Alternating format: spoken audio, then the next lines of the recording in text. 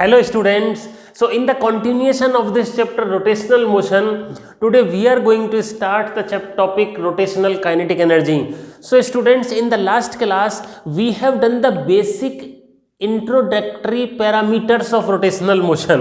मतलब पिछली क्लास में मैंने आपको जो दो इंपॉर्टेंट फैक्टर्स हैं रोटेशनल मोशन के, एक तो टॉर्क और एक एंगुलर मोमेंटम के बारे में डिस्कस किया।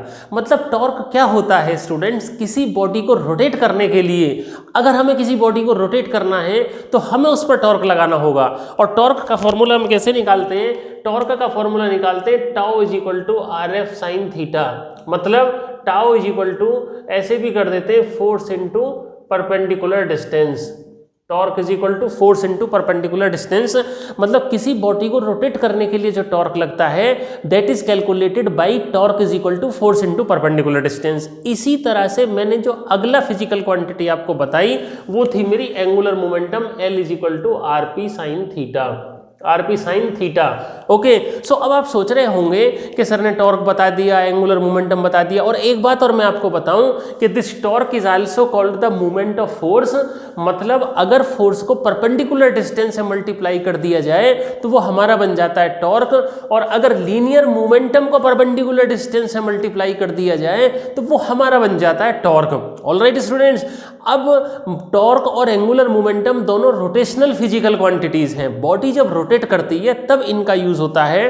Torque is also called the moment of force. Please understand, दोबारा फिर बता रहा हूं, torque is also known as the moment of force and angular momentum is also known as the moment of linear momentum.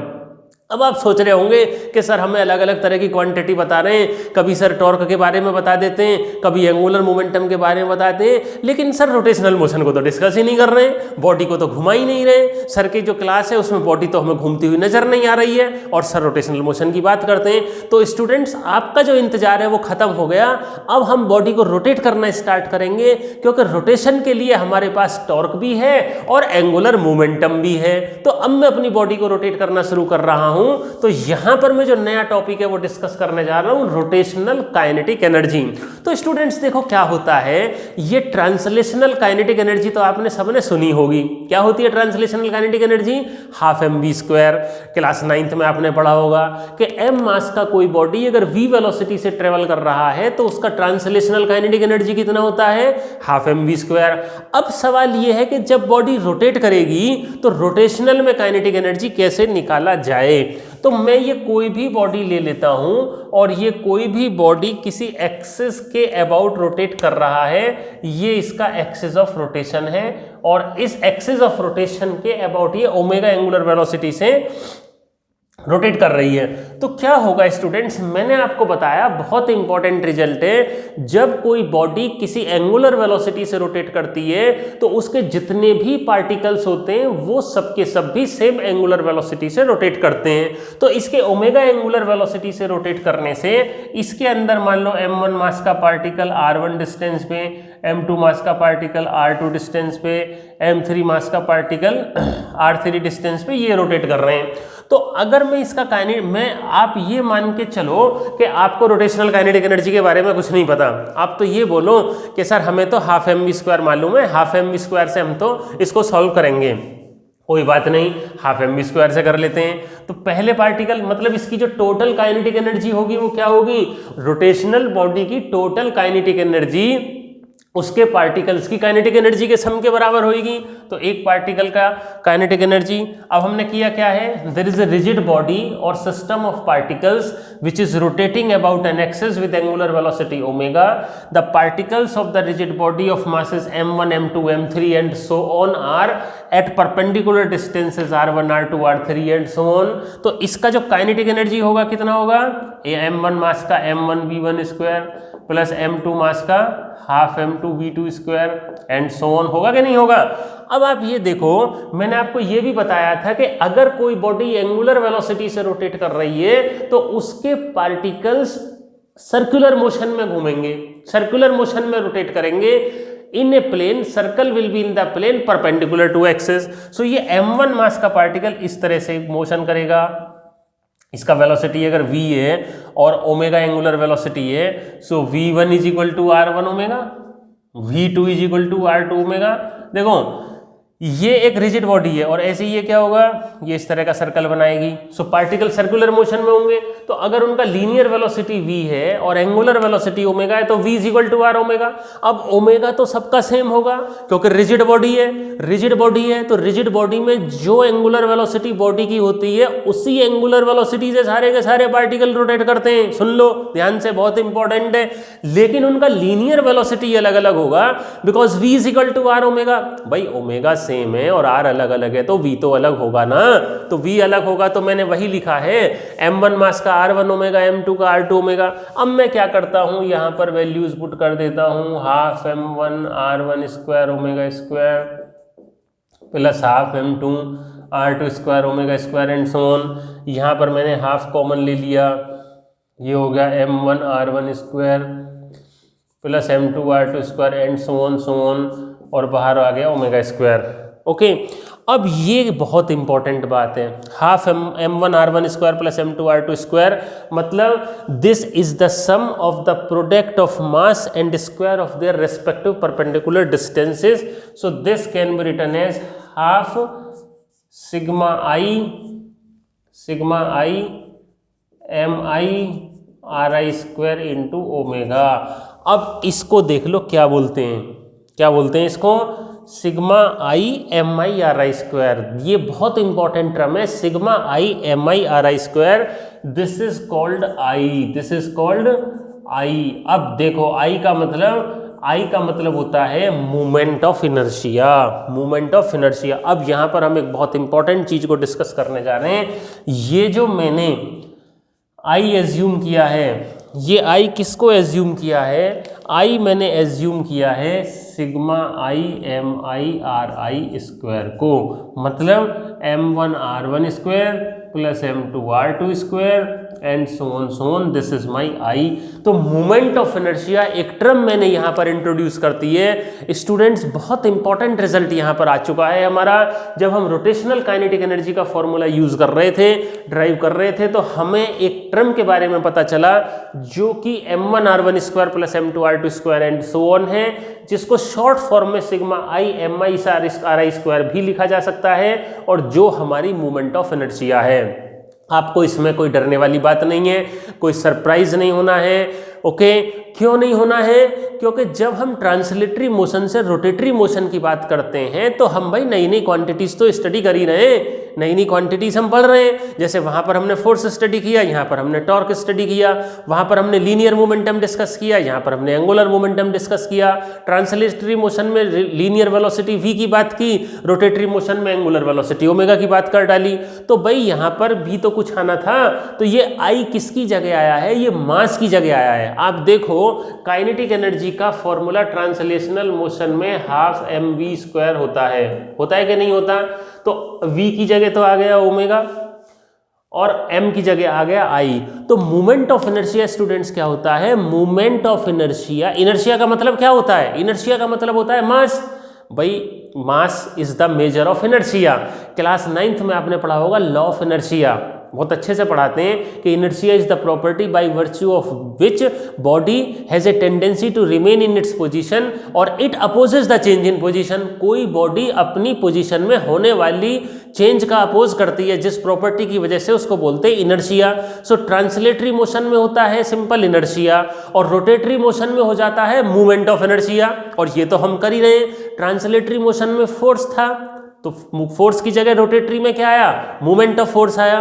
Translatory motion में linear momentum था, rotatory motion में linear momentum की जगह क्या आया, एंगुलर मोमेंटम। ट्रांसलेटरी मोशन में inertia मतलब mass था, तो रोटेटरी में क्या आया, movement of inertia. So movement of inertia I is equal to m1 r1 square m2 r2 square and so on. तो स्टूडेंट्स प्लीज रिमेंबर, अगर कोई हमारा सिस्टम है पार्टिकल्स का या कोई रिजिड बॉडी है जिसमें m1 m2 m3 masses r1 r2 r3 perpendicular distances पर हैं एक्सिस ऑफ रोटेशन से, तो उसका moment of inertia m1 r1 square plus m2 r2 square and so on होगा, और सिग्मा आई एम आई आर आई स्क्वायर भी हम उसको लिख सकते हैं। ये हमारा हो गया general formula moment of inertia का। मतलब अगर मेरे को सिस्टम ऑफ पार्टिकल्स दिए हुए हैं तो मैं उस सिस्टम ऑफ पार्टिकल्स का मोमेंट ऑफ इनर्शिया लिख सकता हूं, या किसी बॉडी का मोमेंट ऑफ इनर्शिया सिंपल से सिंपल लैंग्वेज में लिख सकता हूं सिग्मा आई एम आई आर आई स्क्वायर। ठीक है बच्चों, अब देखो अगर एक simple formula m r square आप याद रख लो, एम आर स्क्वायर मतलब एम मास के पार्टिकल का, एम मास का कोई पार्टिकल है पॉइंट साइज का, एम मास के पार्टिकल का आर परपेंडिकुलर डिस्टेंस पे मोमेंट ऑफ इनर्शिया होता है I is equal to m r square. M mass के पार्टिकल का आर डिस्टेंस पे मोमेंट ऑफ इनर्शिया होता है I is equal to m r square. काफी सारे पार्टिकल्स हैं तो हम इसको ऐड कर देंगे, रिजिड बॉडी है तो हम सिंपल फॉर्म में मोमेंट ऑफ इनर्शिया लिख डालेंगे। लेकिन कुछ बॉडीज हैं जो सिमेट्रिकल शेप की होती हैं, उनके मोमेंट ऑफ इनर्शिया फिक्स्ड होते हैं, स्टैंडर्ड होते हैं। और जब भी हम मोमेंट ऑफ इनर्शिया की बात करते हैं, बहुत important role moment of inertia contribute करता है रोटेटरी मोशन में। तो जब हम मोमेंट ऑफ इनर्शिया की बात करते हैं तो हमें मोमेंट ऑफ इनर्शिया में एक्सिस ऑफ रोटेशन का भी ध्यान रखना होता है। सो स्टूडेंट्स, जब भी आप किसी बॉडी का मोमेंट ऑफ इनर्शिया लें तो ये देखें कि बॉडी किस एक्सिस के अबाउट रोटेट कर रही है, और ड्यूरिंग रोटेशन बॉडी का मोमेंट ऑफ इनर्शिया उसी एक्सिस के अबाउट लेना है जिस एक्सिस के अबाउट बॉडी रोटेट कर रही है, क्योंकि moment of inertia axis of rotation की पोजीशन पे भी डिपेंड करता है। और मोमेंट ऑफ इनर्शिया बहुत ही सेंसिटिव क्वांटिटी है, मोमेंट ऑफ इनर्शिया बहुत ही सेंसिटिव क्वांटिटी है। और जो आपकी क्लास में आपकी जो एनसीईआरटी की बुक है उसमें एक टेबल बनी हुई है इस चैप्टर में जिसमें अलग अलग बॉडीज के मोमेंट ऑफ इनर्शिया दिए हुए हैं। तो जो स्टैंडर्ड सिमेट्रिक बॉडीज हैं, सिमेट्रिकल बॉडीज हैं, उनके मोमेंट ऑफ इनर्शिया आप लर्न कर लेना। और एक एक एक्सिस के अबाउट ही आपको मोमेंट ऑफ इनर्शिया लर्न करना है। जैसे रिंग के अबाउट एम आर स्क्वायर होता है, डिस्क के about half m r square होता है। तो इस तरह से आपके मोमेंट ऑफ इनर्शिया लर्न रहेंगे तो हम न्यूमेरिकल्स में उनको इजीली यूज कर पाएंगे। डेरिवेशन हमारे सिलेबस में नहीं है। तो मैं समझता हूं कि अब आपको मोमेंट ऑफ इनर्शिया का कुछ आइडिया हो गया होगा। सिंपल फॉर्मूला है एम आर स्क्वायर, एम, लेकिन ये पार्टिकल का है। एम मास के पार्टिकल का moment of inertia r perpendicular distance पर I is equal to m r square. Okay, और हमारा रोटेशनल काइनेटिक एनर्जी का क्या फॉर्मूला आ गया, हाफ आई ओमेगा स्क्वायर। सो अगर किसी बॉडी में केवल ट्रांसलेशनल हो रहा है तो उसकी translational kinetic energy half m square, और अगर किसी बॉडी में प्योर रोटेशन हो रहा है तो उसकी rotational kinetic energy half I omega square. यहां तक बात हो गई सर। अब देखो मोमेंट ऑफ इनर्शिया की डेफिनेशन देखते हैं। तो जैसा कि मैं आपको पहले बता चुका हूं, मोमेंट ऑफ इनर्शिया को कैसे डिफाइन करेंगे, this is the rotational analogue of mass in translatory motion. मतलब जो काम ट्रांसलेटरी मोशन में मास का होता है वही काम रोटेटरी मोशन में मोमेंट ऑफ इनर्शिया का होता है। Moment of inertia of rigid body और a system of particle is the sum of product of mass of the particle, sum of product of mass of the particles and square of their respective perpendicular distances from axis of rotation। Okay, अब इसका physical significance क्या होता है। Physical significance में it plays the same role in rotational motion as mass in translatory motion. जो काम mass का translatory motion में है वही रोटेटरी मोशन में मोमेंट ऑफ इनर्शिया का है। बहुत सेंसिटिव फिजिकल क्वांटिटी है। किस किस पे डिपेंड करती है ये देख लेते हैं। Moment of inertia depends on number 1 shape and size of the body. मतलब अगर बॉडी का शेप या साइज चेंज कर दिया जाए तो उसका मोमेंट ऑफ इनर्शिया चेंज हो जाएगा। Position of axis of rotation पे डिपेंड करता है। ओरिएंटेशन कैसे है, मतलब ऐसे ऐसे रोटेट कर रही है या ऐसे ऐसे रोटेट कर रही है। ओके, और डिस्ट्रीब्यूशन ऑफ मास, मतलब ऐसा नहीं है कि अगर कोई बॉडी रोटेट कर रही है तो उसका मास डिस्ट्रीब्यूशन हम अगर चेंज कर दें तो मोमेंट ऑफ इनर्शिया सेम रहेगा। नहीं, मोमेंट ऑफ इनर्शिया उस केस में भी चेंज हो जाएगा।